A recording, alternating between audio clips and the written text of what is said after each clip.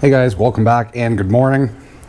Today we're going to be installing a long-awaited upgrade to our 2023 Jeep Wrangler Rubicon, and that is going to be right here, a set of ditch lights or pod lights from Oxbeam. Now these are going to be the R4 series lights, and I will put all the links down in the description so you can pick up a set of your own. You can buy them on Amazon, which I will put a link for, but you can also purchase them on Oxbeam's website directly. They did not send these to me to review. I purchased these with my own money from Amazon, and we're going to go ahead. We'll pull out everything in here, check out what we have, and let's get these installed on the Jeep. Now the thing to remember about these lights, these are by Oxbeam, and they have a very reputable reputation in the industry for lighting for all your off-road stuff. So they include a wiring harness that we'll get into and have a look at. But it's all plug and play, so easy to do. You have to route some wires into your cabin, which I'm going to show you how to do. Route these to a power supply and mount them on whatever mount you choose. Now I did go ahead and buy some mounts off of Amazon. No, they did not come this color. I paint everything. This is the green that I choose for a lot of parts on the Jeep. So I purchased these separate off Amazon, and I will put a link down below if you're interested in purchasing these as well. They were pretty cheap. Let's get started, guys. Let's have a look at what's in the box. So let's go ahead and open this box up, see what we got inside. Okay, we have a lovely, we got wiring diagrams, installation manual here, warnings. Okay, lovely decal by Oxbeam. That's going to be our completely plug and play wiring harness. Pod lights. So these are going to be a 4-inch pod light, guys. These are IP68 waterproof. Let's put the box aside here. Like I said, this is a completely plug and play wiring harness. I'm going to install this exactly how they intended it to be, which is going to be directly to the battery. So I'm going to wire positive and negative, and then I'm going to run the switch inside the cabin. This is going to be a simple, just an on-off switch. They also have models that have a strobe function and other settings as well. These ones are just an on and off. They're only yellow. You can also get them in white if you choose to. I chose to get them in yellow just due to the fact that it's a little bit better in the fog and also the rain, stuff like that. To mount all these up, we're going to be using these mounting brackets. They're in that lovely green color. And installation of this is going to be very simple. So we are going to head out to the Jeep now.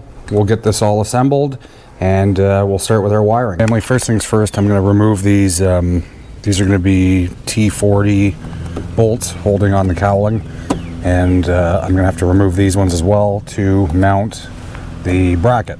Now I suppose you could mount the bracket either way. You could either mount it hanging out like this, or you could mount it facing in like that. I'm actually going to mount these hanging out. I think I like the look of that better. So I'm going to go ahead and remove these bolts. Now I do have a GMRS antenna mounted here, so if you don't worry. It's going to be pretty much the same bolts. You're going to take these out, take those out, and then we'll slide this piece off.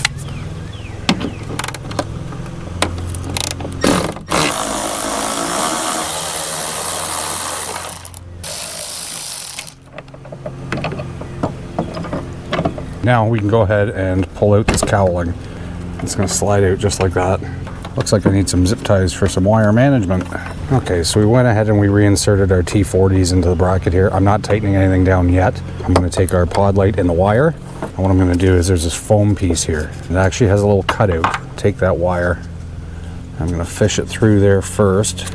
As you can see, I'm going to make sure that connection is through there. Go ahead and we can put our other piece back on, our cowling. I'm going to tuck that out of the way. We're going to reinstall our cowling, and I'm just going to pull up on this a bit, and this will slide right back in. Just play around with it a little bit, guys. It's not the hardest thing to do. It's not the easiest as well. There we go. Go ahead and set this back down.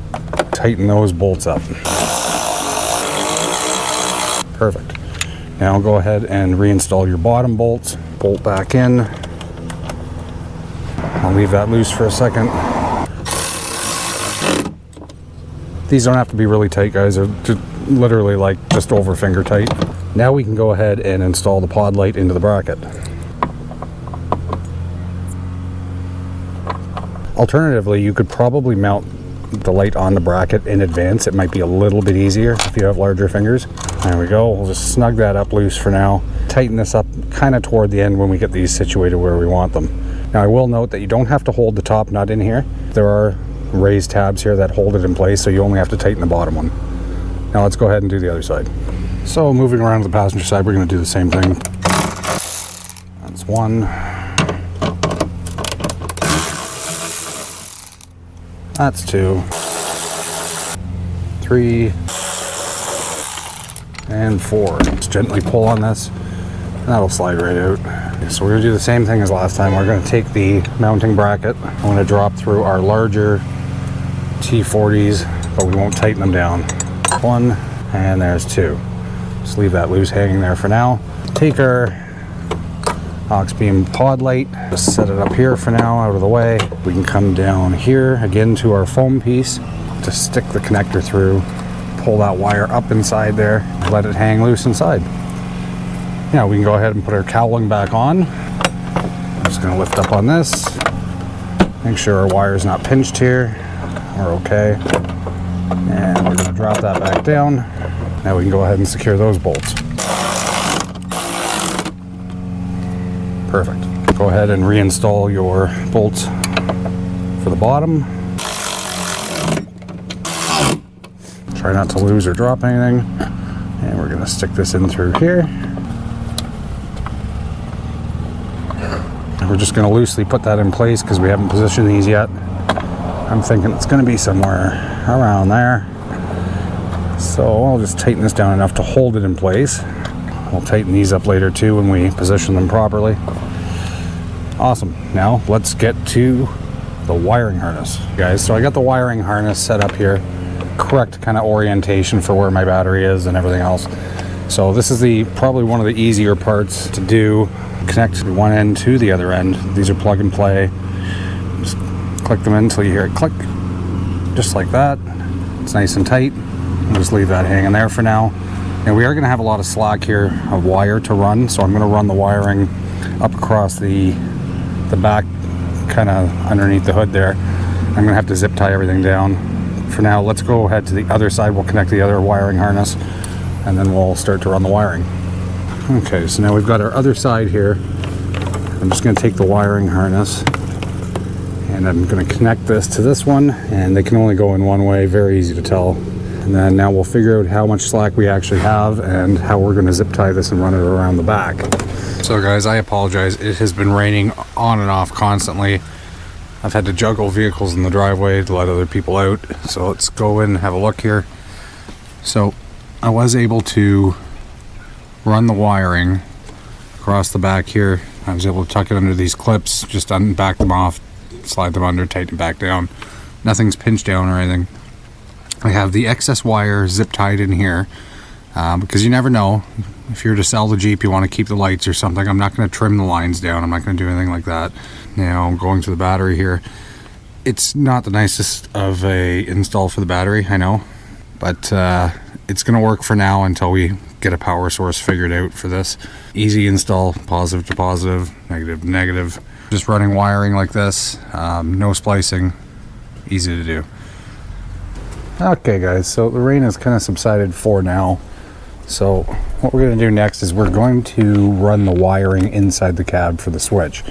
Now it's going to be a little bit difficult to see here, but if you look right there, it's going to be right where my flashlight is. You see that plug? Now that plug leads directly through the firewall into the cab. So what I'm going to do is I'm going to pull that plug out, and then that's going to allow us to run our wiring in through, and we'll have to use either an electrical fish line, or I'm just going to use a metal coat hanger to run it through to the cab and then pull all the wiring through. Okay, so with that plug removed, I'm going to go ahead and fish our line in through that hole. And you're just going to have to kind of play around with it until you can figure out where you're exactly going into the Jeep. It's going to be kind of trial and error until you get it in, but I'm fairly confident we just got it inside right now. So let me just bend this a bit so we don't lose that, and let's go inside and see where we came out. Okay guys, so if you look here, we came out right through the firewall underneath the dash. And this is actually going to be perfect. It's running right beside our OBD port. And you know what, for us that's actually going to work, because I'm going to run it. Maybe I'll pull this panel out, but I don't know, we'll see. I'm just going to try to run it somewhere where I'm not going to hit it with my knee. So I'm thinking even maybe up through here, or maybe I'll pull this panel out and run it up through here. We'll see. But for now, what I'm going to do is I'm going to go get our connector, and I'm going to electrical tape it here, and I'm going to pull it right back through, and that will allow us to fish the wire and then run it. So let me go ahead and do that. Okay guys, so like I said, just tape up the connector. You don't have to tape it incredibly tight, but you want to make sure it's protected when you're trying to pull this back through. So I'm going to go ahead now and cut the tape off this, and then we'll go pull it through, and hopefully everything goes without a hitch. As you can see here, I've got it run through, and I'm going to try to pull this up and through, and you're really just going to have to wiggle around. And look at that, there's our connector right there. Perfect. So now we can go ahead, pull the electrical tape off, and make our connections. As you can see, I was able to run the wire up through from the bottom of the footwell there. I took this panel off. It just pries apart with the clips, and I was able to run the wire up through here, and I cut a little notch out here in the trim. And you don't have to do it this way. I really don't care if I cut out a piece like that. And I'm going to run this, and I'm going to stick this up here with the self-adhesive tab. For me, it keeps it out of the way, and it's semi-neat, semi-clean. I could have probably run it a little bit nicer up through another spot, but I thought this would be this would work just fine. So I'm going to go pull off the adhesive tab now, and we will put this on. So that being put there, I'm going to just stick that on-off switch right there. I'm just going to hold that down a little bit, press and hold that. Let the adhesive do its thing. And then we are almost home free. So now we've got that all hooked up, and we've run our negative. Now that's all connected. The lights actually came on by themselves, just so you know. And again, we're not keeping this set up. We are only temporarily running it this way, because it would be a pain to change your battery if you actually had to. With it running this way, it'd just be horrible. So this is temporary until we can find a permanent solution. So let's go take a look at the lights, see how bright they are. And yeah, that's going to be it for the install, guys. We did it. That's a long-awaited upgrade we wanted to do to the Jeep. Well, guys, there you have it. So the lights are on, and it is daytime, a little cloudy, but they are ridiculously bright, just so you can see. And I'll also show some footage tonight of how bright they are. But yeah, install went pretty well. Everything's plug and play from Oxbeam, so quick push shuts it off. I really like the look of these, and I think they're going to be extremely functional off-road. So yeah, I couldn't be happier. They definitely have a lot of good products. I'd actually like to pick up a light bar for the roof rack. Well guys, that's going to be it for the install. These Oxbeam R4 series lights are fantastic. I gotta say, they're a lot brighter than I even thought they would be, just for the fact that they're IP86 waterproof. You never really have to worry, but install of these was a breeze. Everything's plug and play. It was easy to run the wiring to the battery. It might be a little bit different if you had to run it, say, to a switch panel or something else, but yeah, running it to the battery, running the wiring inside the cab for the switch and the location which we mounted, so very easy. I can't wait to show you guys what these actually look like off-road. I know I showed you a little bit of what they look like at night. But yeah, once we get out on trail, we're going to probably adjust these a little bit. It's hard to say. It's all going to depend on the conditions we're in, I guess. But I'd like to wait to fully adjust them until we're out on the trail. So Oxbeam has a really good product here. I mean, even down to the packaging, guys. The packaging's really nice. The user manual, the install guide, really simple to follow. You could even install this on multiple different vehicles. You don't have to use it on a Jeep. It can be on an ATV, a side-by-side, something like that. Could even be on a Bronco if you wanted to go that way and you actually like one of those things. Yeah, you can do it on any vehicle pretty much. Just simple wiring, plug and play. So Thanks again for watching, guys. If you do like the videos that we are putting out, please down below like and subscribe. And if you guys have any comments, please leave them down below too. Or if you have any questions about anything regarding the Jeep or off-roading or trails or any of the products you've seen on the channel before, please drop a comment down below. Thanks again, guys, and we'll catch you on the next install.